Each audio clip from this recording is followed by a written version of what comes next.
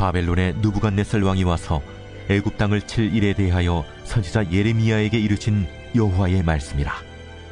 너희는 애굽에 선포하며 믹돌과 녹과 다바네스에 선포하여 말하기를 너희는 굳건히 서서 준비하라. 네 사방이 칼에 삼키었느니라. 너희 장사들이 쓰러지면 어찌함이냐. 그들이 서지 못하면 여호와께서 그들을 몰아내신 까닭이니라. 그가 많은 사람을 넘어지게 하심에 사람이 사람 위에 엎드러지며 이르되 일어나라. 우리가 포악한 칼을 피하여 우리 민족에게로 우리 고향으로 돌아가자 하도다. 그들이 그곳에서 부르짖기를 애굽의 바로왕이 망하였도다. 그가 기회를 놓쳤도다. 만군의 여호와라 일컫는 왕이 이르시되 나의 삶으로 맹세하노니 그가 과연 산들 중에 타볼같이 해변의 갈멜같이 오리라. 애굽에 사는 딸이여, 너는 너를 위하여 포로의 짐을 꾸리라. 노비 황무하며 불에 타서 주민이 없을 것임이라. 애굽 원심이 아름다운 암송아지일지라도 북으로부터 쇠파리 떼가 줄곧 오리라. 또 그 중에 고용꾼은 살진 수송아지 같아서 돌이켜 함께 도망하고 서지 못하였나니 재난의 날이 이르렀고 벌받는 때가 왔음이라. 애굽의 소리가 뱀의 소리 같으리니 이는 그들의 군대가 벌목하는 자같이 도끼를 가지고 올 것임이라. 그들이 황충보다 많아서 셀 수 없으므로 조사할 수 없는 그의 수풀을 찍을 것이라. 딸 애굽이 수치를 당하여 북쪽 백성의 손에 부침을 당하리로다. 만군의 여호와 이스라엘의 하나님께서 말씀하시니라. 보라, 내가 노예 아몬과 바로와 애굽과 애굽 신들과 왕들 곧 바로와 및 그를 의지하는 자들을 벌할 것이라. 내가 그들의 생명을 노리는 자의 손 곧 바벨론의 느부갓네살 왕의 손과 그 종들의 손에 넘기리라. 그럴지라도 그 후에는 그 땅이 이전같이 사람 살 곳이 되리라. 여호와의 말씀이니라. 내 종 야곱아, 두려워하지 말라. 이스라엘아, 놀라지 말라. 보라, 내가 너를 먼 곳에서 구원하며 내 자손을 포로된 땅에서 구원하리니 야곱이 돌아와서 평안하며 걱정 없이 살게 될 것이라. 그를 두렵게 할 자 없으리라. 여호와의 말씀이니라. 내 종 야곱아, 내가 너와 함께 있나니 두려워하지 말라. 내가 너를 흩었던 그 나라들은 다 멸할지라도 너는 사라지지 아니하리라. 내가 너를 법도대로 징계할 것이요 결코 무죄한 죄로 여기지 아니하리라 하시니라.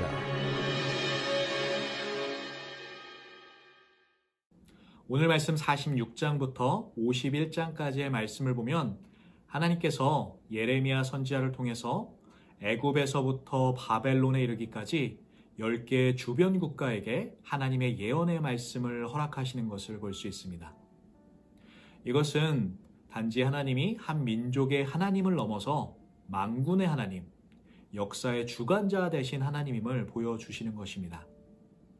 특별히 오늘 말씀 46장 말씀은 애굽에 대한 예언입니다. 먼저 역사적인 시기와 배경을 보면 2절 말씀을 보면 알 수 있는데요. 요시야 왕 아들인 여호야김의 4년 차에 유브라데스 강가에 있는 갈그미스에서 이 전쟁이 일어나는 것을 볼 수 있습니다. 이것은 고대 전쟁으로 유명한 갈그미스 전투입니다. 이것은 아수르와 애굽이 연합해서 이 바벨론과 싸웠던 전쟁입니다. 하지만 BC 609년에 아수르는 멸망하게 되고 이 싸움은 애굽과 바벨론의 싸움으로 바뀌게 됩니다. 오늘 말씀과 같이 BC 605년도에 이 애굽은 바벨론에 패하게 됩니다. 이 쇠퇴의 길을 걸어가는 애굽에게 하나님께서 예레미야를 통해서 말씀을 전달하십니다.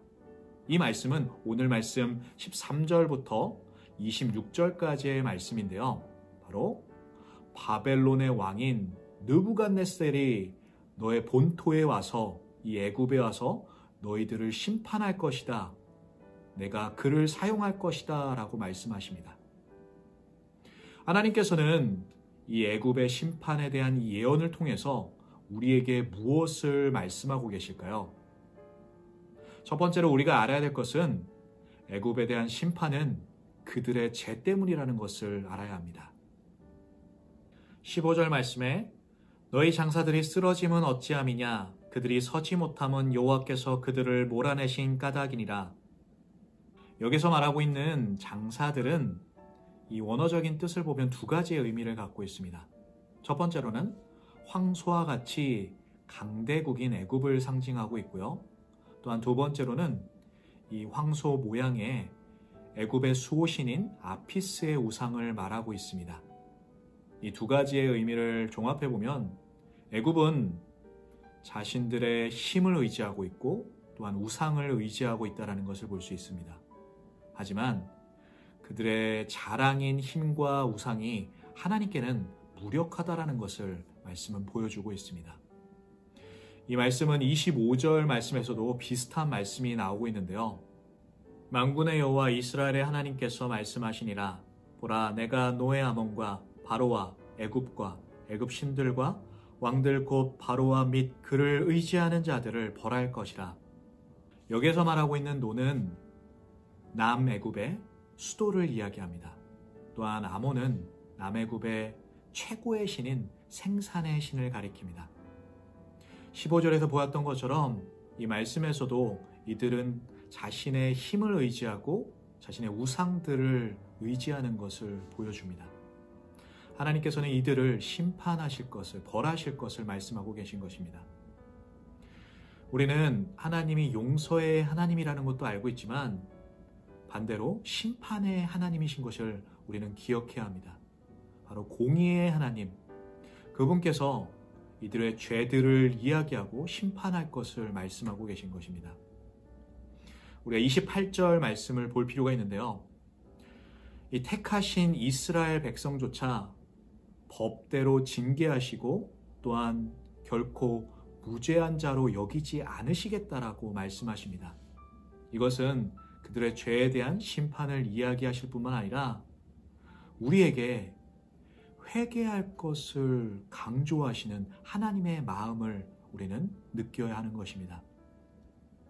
우리가 생활 가운데 이 애굽이 자신의 힘을 의지하고 우상을 의지했던 것처럼 우리 또한 세상을 의지하고 우리의 보이지 않는 우상들을 의지하는 것을 우리가 경험하게 됩니다. 세상 안에서 사람을 의지하는 것이 아니라 그들의 인맥과 권력을 의지하는 것이 아니라 나의 어떤 학력과 능력을 의지하는 것이 아니라 우리는 하나님을 의지해야 합니다. 또한 우리 삶 가운데 깊숙이 자리 잡은 그 우상들을 버리고 무릎으로 회개의 그 자리에 나가는 우리가 되어야 할 것입니다. 우리는 애굽의 심판에 대한 예언을 통해서 무엇을 또 깨달을 수 있을까요? 두 번째로 하나님께서는 데자뷰적인 예언을 말씀하고 계십니다. 14절 말씀에 너희는 애굽에 선포하며 믹돌과 놉과 다바네스에 선포하여 말하기를 너희는 굳건히 서서 준비하라. 내 사방이 칼에 삼키었느니라. 여러분, 데자뷰라는 영화를 아십니까? 이 영화의 특징을 보면 주인공이 전에 보았던 것이 다시 눈앞에 똑같이 펼쳐지는 것을 보게 됩니다. 이 뜻을 살펴보면 이미 보았다라는 의미를 갖고 있습니다. 우리가 방금 읽었던 14절에 나오는 지명들, 믹돌과 놉과 다바네스, 어디서 본 것 같지 않습니까? 우리는 44장 1절에서 벌써 이 지명들을 본 적이 있습니다. 이 시대적인 배경을 보면 지금으로부터 19년 후의 일입니다. 남유다가 멸망하고 이 바벨론의 왕인 느부갓네살 왕이 이 남유다의 총독으로 그다랴를 세우게 됩니다.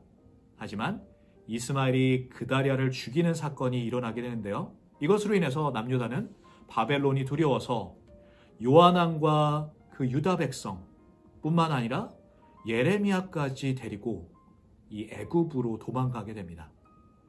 애굽 땅에 사는 모든 유다 사람 곧 믹돌과 다바네스와 녹과 바드로스 지방에 사는 자에 대하여 말씀이 예레미야에게 임하니라. 하나님께서는 분명히 19년 전에 여호야김 4년 차에 예레미야 선지자를 통해서 애굽의 심판을 예언하셨습니다.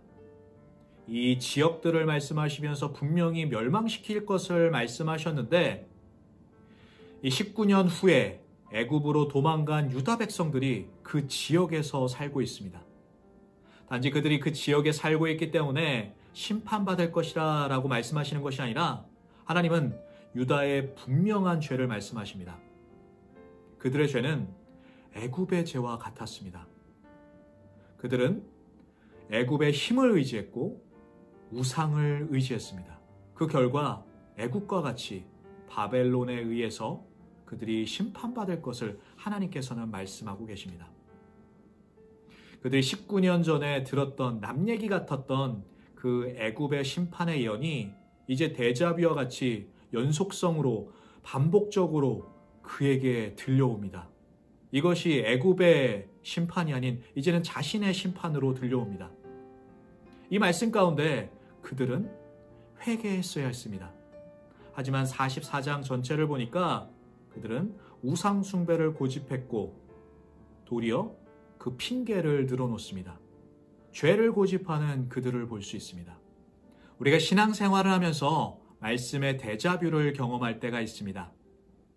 분명히 아침에 큐티 말씀을 읽고 그 말씀을 인해서 은혜를 받았는데 그 말씀을 주일날 목사님이 설교 말씀으로 나에게 다시 전달해 주실 때 우리는 말씀의 데자뷰를 경험합니다. 여러분은 그 상황 가운데, 그 말씀 가운데 어떻게 반응하십니까?